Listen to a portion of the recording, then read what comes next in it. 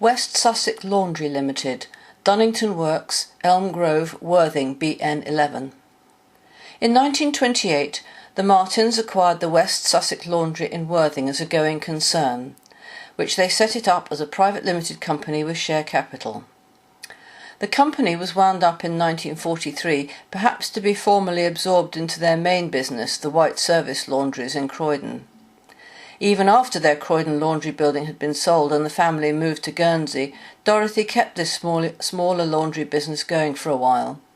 Her daughter Yvette recalled that she would commute to the Worthing laundry, which had branches in Brightlingsea too, staying a while in the attached flat and then returning to oversee the establishment of the new laundry in Guernsey.